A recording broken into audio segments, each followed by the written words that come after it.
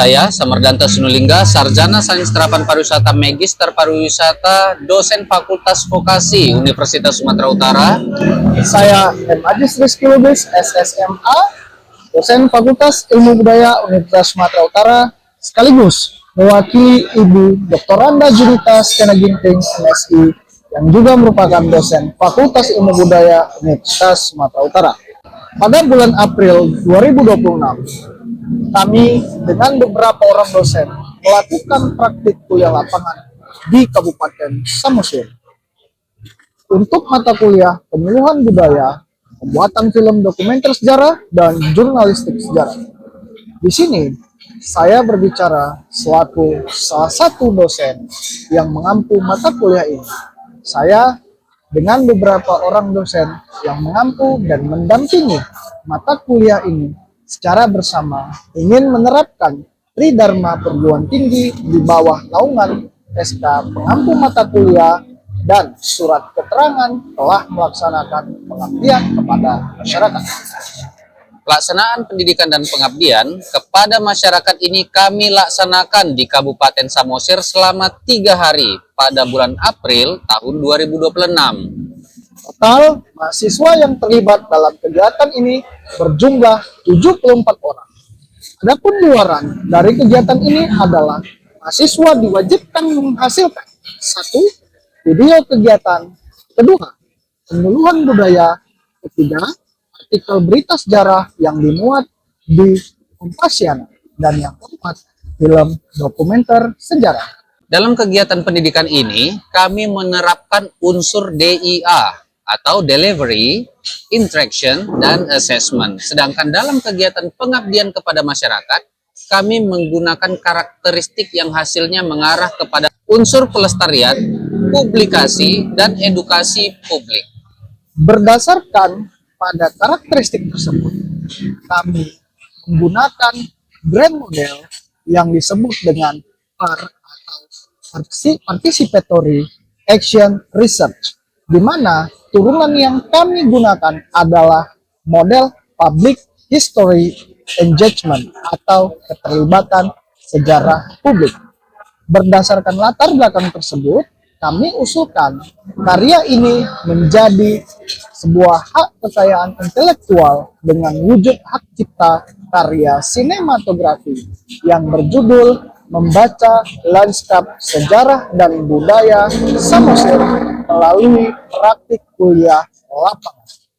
Karya ini kami daftarkan di Direktorat Penulisan, Publikasi, dan Penerbitan Ilmiah atau BP3I di bawah naungan Wakil Rektor Bidang Riset, Inovasi, dan Kerjasama Universitas Sumatera Utara, dan sebagai luaran pendidikan dan pengabdian yang didanai secara mandiri.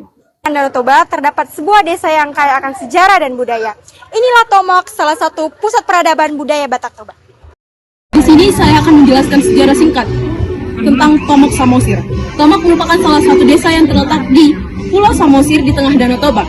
Desa ini dikenal sebagai pusat budaya Batak Toba yang masih terjaga hingga saat ini. Sejarah Tomok tidak terlepas dari kisah raja-raja Batak, khususnya Raja Sidaputar, yang diyakini sebagai pemimpin pengaruh pada masa lampau. Bukti keberadaan sejarah tersebut dapat dilihat dari makam Sidaputar yang hingga kini masih ada, dan dapat dilihat dari makam Raja Sidaputar menjadi daya tarik wisata budaya. Masyarakat Tomok hidup dengan adat istiadat yang kuat seperti sistem kekerabatan atau marga, upacara adat, dan kesenian tradisional. Budaya ini diwariskan turun-temurun dan masih menjadi identitas utama masyarakat Toba. Lihat deretan rumah adat Batak Toba yang masih berdiri kokoh hingga sekarang. Rumah-rumah ini bukan hanya tempat tinggal, tapi juga simbol kebersamaan dan identitas masyarakat. Bentuk atapnya yang menjulang tinggi melambangkan harapan serta hubungan manusia dengan Tuhan. Sementara itu, ukiran-ukiran di dindingnya menyimpan makna tentang perlindungan, kehidupan, dan doa. Menariknya, posisi rumah yang saling berhadapan mencerminkan kehidupan masyarakat yang rukun dan saling terhubung satu sama lain. Rumah Bolon memiliki bentuk yang sangat khas dan mudah dikenali. Bangunannya berupa rumah Panggung yang berdiri di atas tiang-tiang kayu tinggi berfungsi untuk melindungi dari banjir serta hewan liar. Atapnya melengkung dan menjulang ke atas, menyerupai perahu terbalik yang melambangkan perlindungan dan harapan. Pada bagian ujung atap biasanya terdapat ornamen khas yang memperkuat nilai estetika dan filosofi budaya Batak. Dinding rumah dihiasi ukiran gorga dengan warna merah, hitam, dan putih yang masing-masing memiliki makna tentang kekuatan, kehidupan, dan kesucian. Di dalam rumah bolon, terdapat tempat tidur tradisional yang masih digunakan secara turun-temurun. Tempat tidur ini biasanya terdapat dari kayu sederhana dan ditata menyatu dengan ruang utama rumah. Tidak hanya sebagai tempat istirahat, area ini juga mencerminkan kehidupan masyarakat dalam satu ruang. Biasanya, tempat tidur dilapisi dengan kain ulos yang menambah kehangatan sekaligus memiliki makna simbolis. Rumah bolon ini asli dan dipertahankan keasliannya hingga sekarang. Rumah ini bukan replika, melainkan bangunan tradisional yang benar-benar diwariskan dari generasi ke generasi. Materialnya masih menggunakan kayu pilihan dengan teknik pembangunan tradisional tanpa banyak perubahan modern. Keberadaan rumah asli ini menjadi bukti bahwa masyarakat setempat masih menjaga dan merawat warisan budaya mereka dengan penuh kesadaran dan rasa hormat. Di depan rumah bolon, kita bisa melihat langsung para pengrajin yang sedang menenun ulos. Mereka bekerja dengan penuh keteletanan, menggunakan alat tenun tradisional yang masih dipertahankan hingga sekarang. Aktivitas ini bukan hanya sekedar pekerjaan, tetapi juga bagian dari kehidupan sehari-hari masyarakat. Dari sinilah lahir ulos-ulos yang serat makna, dibuat dengan kesabaran dan diwariskan dari generasi ke generasi. Pemandangan ini memberikan pengalaman yang nyata buat saya, di mana kita bisa melihat langsung proses budaya yang masih hidup dan terus dilestarikan. Di depan rumah bolon, kita bisa melihat langsung para pengrajin yang sedang menenun ulos.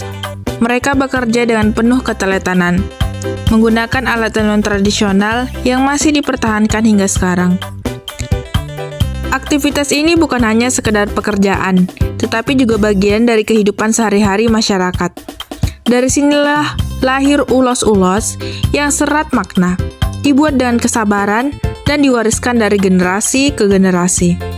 Pemandangan ini memberikan pengalaman yang nyata buat saya, di mana kita bisa melihat langsung proses budaya yang masih hidup dan terus dilestarikan. Ulos merupakan kain tradisional yang sudah ada sejak lama dalam kehidupan masyarakat Batak, khususnya Batak Toba di Sumatera Utara. Pada awalnya, ulos digunakan sebagai pelindung dari udara dingin di daerah pegunungan. Seiring waktu, fungsi ulos berkembang menjadi simbol budaya yang serat makna. Ulos mulai digunakan dalam berbagai upacara adat, seperti kelahiran, pernikahan, hingga kematian sebagai bentuk doa, berkat, dan penghormatan. Selain itu, ulos juga menjadi tanda kasih sayang dalam tradisi pemberian atau mangulosi. Dari segi warna, ulos memiliki filosofi yang mendalam. Warna merah melambangkan keberanian dan semangat hidup, hitam melambangkan kekuatan dan keteguhan, sedangkan putih melambangkan kesucian dan keikhlasan. Perpaduan warna-warni ini tidak hanya memperindah ulos, tetapi juga menggambarkan keseimbangan dalam kehidupan manusia. Ulos juga ada warna yang lain selain tiga warna itu. Warna-warna lain itu biasanya dipakai dalam kehidupan sehari-hari dan non-formal.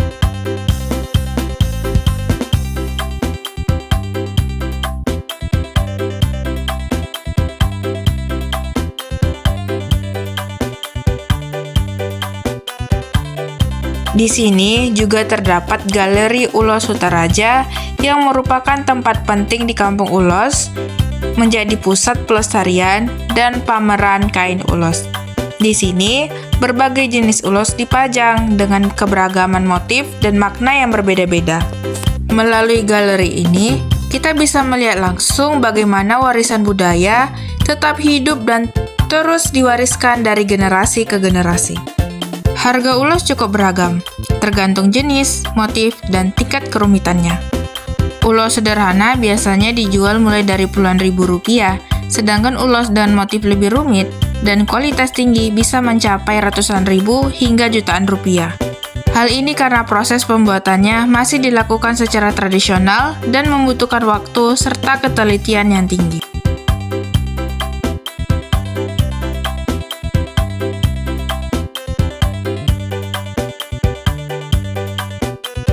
Di Kampung Ulos Sutaraja, terdapat kuburan atau makam leluhur yang menjadi bagian dari masyarakat. Tempat ini juga mengajarkan nilai tentang penghormatan asal-usul dan pentingnya menjaga hubungan kekeluargaan lintas generasi. Di sudut Kampung Ulos Sutaraja berdiri sebuah pohon beringin yang besar dan rindang. Akar-akarnya menjuntal seolah menyimpan cerita yang telah lama hidup bersama masyarakat. Pohon tersebut merupakan pohon mistis dan dikatakan harus meminta izin sebelum lewat dari situ.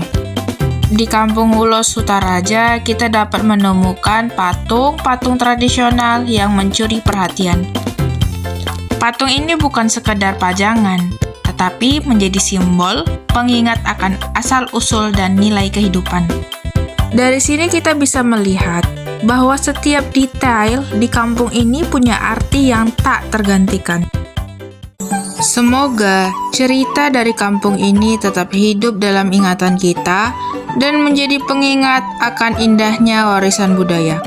Horas, horas, horas! Nah, untuk meja persidangan ini adalah untuk mereka yang melakukan pelanggaran di kota ini. Mereka yang melakukan pelanggaran seperti melakukan pelanggaran ringan itu seperti pencurian. Namun hukumannya itu yang akan biasanya adalah hukuman dari pelanggaran ringan tersebut adalah pemasungan. Mereka akan dipasung. Namun kalau untuk melepaskan si pelaku itu ada membutuhkan keluarga mereka harus memberikan apa yang dicuri. Apabila dia mencuri satu, akan memberikan seperempat dari yang dicurinya. Untuk pelanggaran berat, misalnya mungkin biasanya adalah mata-mata, karena dulu inilah buta dan masih adanya antar kampung. Nah, jadi samping meja persidangan tersebut ada juga pohon. Sebenarnya pohon ini adalah pohon namanya pohon aliara. Pohon ini ditanam sebelum masyarakat memasuki kampung ini. Artinya pohon ini terlebih dahulu. Apabila pohon ditanam, apabila pohon ini subur, maka menandakan kampung ini subur. Jadi ketika dia tumbuh besar, itu nanti akan disebar oleh masyarakat kampung di sini. Nah, ketika sudah dipasung, badannya akan dikembalikan ke sini, kepalanya akan digantung di depan kampung, badannya akan diselat di sebelah dua ini, dan nanti dagingnya nanti dibawa sini dan cincang-cincang halus dan diberikan kepada raja, itu sebagai penanda bahwa itu memberi kekuatan dan itu semakin menjadi buat mempercayakan mereka itu adalah prajurit sejati, dan itu nanti akan dibagikan kepada prajurit dan masyarakat setempat. Baju dibuka, celana dibuka, lalu tangan diikat di belakang, kaki diikat dan mata ditutup dengan kain.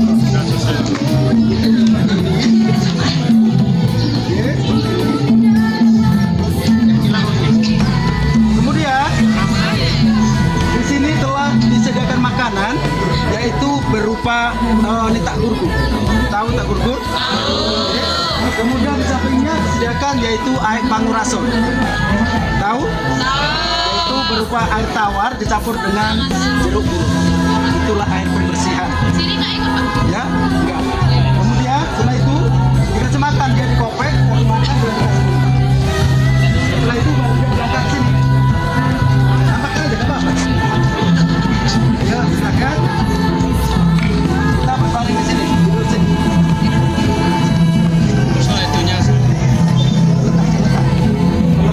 Terletak. Ya. Oke. Nah, kenapa ditaruh di sini? Karena orang ini di zaman dahulu mereka berani berbuat jahat, dipastikan bahwa dia punya jimat-jimat ilmu kebal. Ya, jadi Jalnukun akan memeriksa mereka dengan cara diambil pisau lalu diiris-iris. Jadi kalau dia tidak luka, itu pertanda bahwa dia masih kebal, berarti belum bisa untuk dieksekusi. Lalu dukun akan berusaha untuk melakukan itu dengan cara diambil tongkat ini, lalu sang dukun akan berputar sebanyak 3 kali putaran dengan membaca itu mantra-mantra. Ya. Oke, lalu dikumpulkan dari kepala, badan sampai ke kaki. Tuh. Baru lagi ya, dicoba lagi. Disinilah nanti kalau dia menjerit kita akan cepat keluar dari sini. Tapi kalau dia agak menjerit kita akan pulang karena dia masih kebal. Nah, kita coba dulu di sini.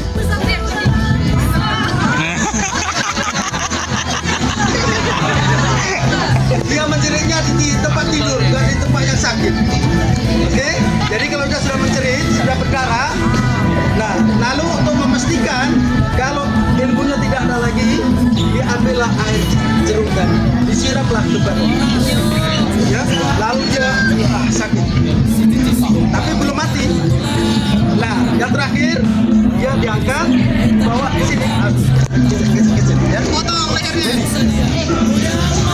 Ya, dia terlumpur dari kepala di sini, dan di sini, oke itu nggak apa-apa. Di sini telah disediakan mangkok besar untuk menampung darah. Ya, lalu datanglah seorang eksekutornya dengan sekali pancung harus putus. Ya, oke sebelum kita pancung, mungkin ada kesan dan pesan masing-masing. Terakhir. Jadi supaya sukses pemancungan, maka sang Algojo akan minta bantuan orang-orang di sini untuk mengucapkan horas 3 kali. Oke, kita ucapkan 1, 2, 3.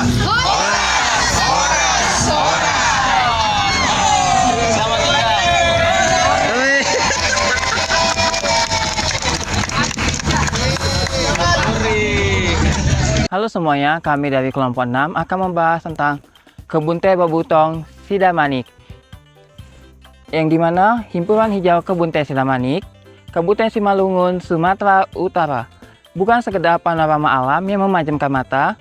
Kawasan ini menyimpan sejarah panjang era kolonial Belanda. Ketika kebunan teh dimulai dibuka dan dikelola sebagai dari sistem ekonomi perkebunan yang terintegrasi dengan pasar dunia. Seiring waktu, kebun teh ini tidak hanya menjadi sumber penghidupan bagi masyarakat sekitar, tetapi juga berkembang sebagai ruang sosial dan budaya yang membentuk identitas lokal. Hingga kini, Sidamanik tetap dikenal sebagai salah satu produksi teh di Sumatera Utara, sekaligus destinasi wisata alam yang menawarkan udara sejuk dan pemandangan yang menenangkan. Keberadaan kebun teh ini mencerminkan perpaduan antara warisan, sejarah, aktivitas ekonomi, dan potensi pariwisata terus berkembang, di mana menjadikannya simbol penting bagi keberlanjutan dan kebanggaan daerah tersebut. Sejarah awal perkebunan teh Sidamanik bermula dari percobaan penanaman teh pada tahun 1898 oleh perusahaan Belanda, yaitu Onderneming Rimbun Hulu. Meskipun hasilnya belum memuaskan, karena pada saat itu pembukaan hutan sangatlah mahal. Pembukaan perkebunan terjadi pada tahun 1917 oleh Netherlands Hans Maskapai di wilayah kekuasaan Partuanan Sidamanik, menjadikan perkebunan ini yang pertama di luar Pulau Jawa. Didahului oleh Forte Verklaring atau perjanjian pendek tahun 1907 antara pemerintah kolonial Belanda dan Raja Siantar. Pabrik teh pertama dibangun pada tahun 1927 dan mulai beroperasi pada tahun 1931. Menandai perluasan komoditas perkebunan pasca resesi tembakau di akhir abad ke-19.